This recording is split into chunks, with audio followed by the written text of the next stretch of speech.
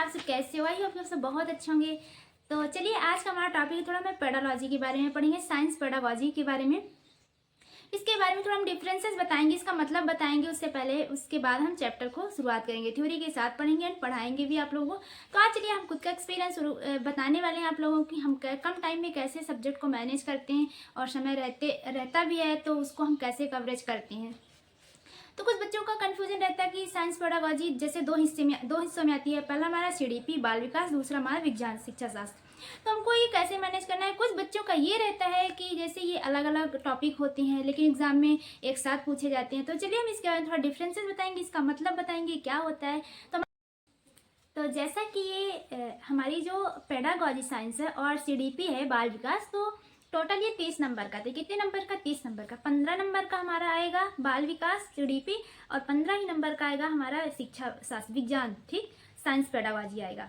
तो सीडीपी में क्या करना है, इसमें आप ये ध्यान रखिएगा, बाल विकास में सिर्फ बच्चे को समझना है कि बच्चा क्या कर रहा है, बच्चा कैसे सीखता है, कैसे बोलता है, कैसा व्यवहार निर्भर करता है, ठीक। और हमारा जो पेडागॉजी साइंस है विज्ञान शिक्षा शास्त्र, तो उसमें हमें क्या करना है कि पढ़ाना है। कैसे पढ़ाना है, साइंस विज्ञान हमको कैसे पढ़ाना है, प्रयोगशाला में कैसी विधि का उपयोग करना है, मतलब उस चीज़ में हमको पढ़ाना है, सिखाना है। और सीडीपी में हमको बच्चे को समझना है। तो आप लोगों का डिफरेंसेस पता चल गया होगा। और ये इसमें ऐसी चीज़ें हैं कि आप रट नहीं सकते हैं, इसको आप सिर्फ समझ सकते हैं। आप समझ के करेंगे तो ज़्यादा यूजफुल रहेगा, कॉन्फिडेंस रहेगा आपके अंदर। और जब पेपर आपके पास मिलेगा तो आपको वहाँ पर डर नहीं लगेगा, स्माइल आएगी कि हमने ये चीज़ें पढ़ी थी, अब बिल्कुल क्लियर है तो हम कर लेंगे। तो कुछ चीज़ें समझने की ज़रूरत होती है। जैसे फॉर एग्जाम्पल मेरा ही ले लो, मैं अपना एक्सपीरियंस बता रही हूँ।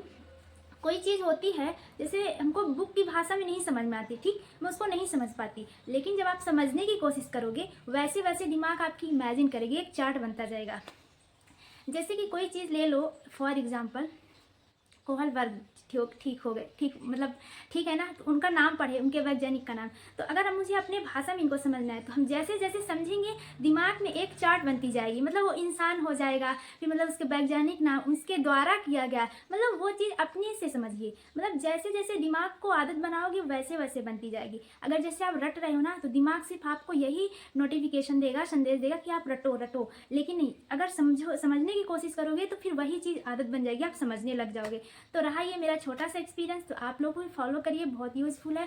कोई भी चीज़ आप किताब की भाषा से नहीं समझ में आ रही तो पहले उसको अपने भाषा में समझने की कोशिश करिए, फिर उसके बाद आप लिखने की कोशिश अपने से, मतलब अपने दिमाग से सोच के, मतलब उसी चीज़ के अनुसार बताया हुआ अपने से लिखिए, तो बिल्कुल एकदम ईजिली समझ में आ जाता है। तो कुछ ऐसा होता है जैसे अगर आप एमपी टेट वर्ग 1, वर्ग 2 या वर्ग 3 की आप तैयारी कर रहे हैं और आपको समझ में नहीं आ रहा है कि बाल विकास सीडीपी और विज्ञान शिक्षा शास्त्र हम दोनों कैसे पढ़ें, तो ये वीडियो आपके लिए बहुत इंपॉर्टेंट है। आप लोग बने रहिएगा लास्ट तक और देखिएगा। तो आइए आज हम जानते हैं कि क्वेश्चंस कैसे पूछा जाता है एग्जाम में, एमसीक्यू कैसे सॉल्व करें, कौन सा टॉपिक हम उठाएं, हाईलाइट करें, कौन सा इंपॉर्टेंट होता है। पढ़ने के लिए तो सब पढ़ते रहते हैं लेकिन उनको ये नहीं पता होता, एक तरह से पढ़ने लगते हैं कि मेन पॉइंट क्या, हमको क्या पढ़ना है, किस चीज़ को कवर करना है।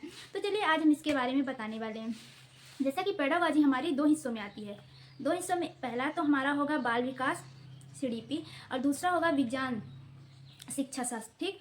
तो इसमें हमको ध्यान ये दोनों को देना है। जैसे कुछ बच्चे सोचते हैं ये तो अलग अलग है, लेकिन एग्जाम में एक साथ पूछे जाते हैं, यहाँ पे बच्चे बहुत कंफ्यूज हो जाते हैं। तो मतलब तो चलिए अब हम पहले बात करते हैं बाल विकास के बारे में, बात कर लेते हैं, फिर उसके बाद हम बताएंगे साइंस पेडागॉजी, हम विज्ञान शिक्षा शास्त्र के बारे में बताएंगे। तो हमारा बाल विकास का मतलब ये होता है, इसकी मीनिंग ये होती है कि बच्चा क्या सीखता है, कैसे सीखता है, बच्चा का व्यवहार कैसा है, वो कैसे सीख रहा है, कैसे बोल रहा है, इसको हम क्या बोलते हैं, बाल विकास।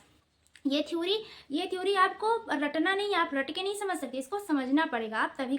कुछ चीज़ें होती हैं कि समझना पड़ता है और कुछ चीज़ें रटनी भी होती है। तो ये आपको यहाँ पे थ्योरी रटना नहीं है, सिर्फ आपको समझना है। जैसे फॉर एग्जांपल आप पूछ लो, जैसे कि एग्जाम में आते हैं कि बच्चा डर गया, ये कौन सा मतलब स्टेज का पूछ रहा है, बच्चा डर गया, बच्चा पूछ रहा है ये कौन सी स्टेज का लक्षण है, तो कौन सा विकास का वृद्धि है। तो ऐसे क्वेश्चंस आते रहते हैं, तो आप लोग इसमें बिल्कुल परेशान होने की ज़रूरत नहीं है। अब हमारी हो गई है बाल विकास की, ठीक। इसमें सीडीपी में सिर्फ आपको याद रखना है कि बच्चे को समझना है कि बच्चा क्या कर रहा है, बच्चा क्या सीख रहा है, क्या बोल रहा है। हमारी ये बाल विकास सीडीपी हो गई। अब हम आते हैं पेडागॉजी साइंस में, ठीक, यानी पेडागॉजी साइंस में विज्ञान शिक्षा शास्त्र। तो इसमें है, इसमें जैसे कि हम क्या पढ़ाएंगे, साइंस हम कैसे पढ़ाएंगे, विज्ञान की प्रयोग विधि कैसे बताएंगे, हमको कौन सी प्रयोगशाला की विधि उपयोग करनी चाहिए। तो ये थ्योरी आप लोगों को रटना नहीं है, सिर्फ समझना है। अगर आप लोग चाहते हो कि 2026 में आपका सिलेक्शन लिस्ट में नाम आए तो पेडागॉजी और सीडीपी को हल्के में मत लीजिएगा, इसको ज़रूर पढ़िएगा क्योंकि आप लोगों को तभी समझ में आएगा। बाकी हम भी आप लोगों की तरह एक स्टूडेंट हैं, मैं भी तैयारी करती हूँ, तो जो जो चीज़ें हम पढ़ेंगे आप लोगों तक ज़रूर हाईलाइट करेंगे क्योंकि मुझे भी आइडिया रहेगा कि हम कौन सी चीज़ें को ज़्यादा कवरेज करें, पढ़ें, मतलब कौन सी चीज़ ज़्यादा आती है। तो सबसे ज़्यादा इसमें आप थ्योरी पढ़ो, MCQ करो, थ्योरी पढ़ो, MCQ करो, कॉन्सेप्ट अपना क्लियर रखो, ठीक। अगर हमारा कहने का मतलब ये है कि इसमें जैसे संवेगात्मक, कोहल वर्ग, ये सब पढ़ना, मतलब इनके वैज्ञानिक नाम जानना बहुत ज़रूरी है। तो हमारा ये रहा एक्सपीरियंस और हम ऐसे करते हैं अपनी तैयारियां, तो आप लोग भी अब करिए अच्छे से और बाकी का चैप्टर वाइज हम रोज़ पढ़ाएंगे।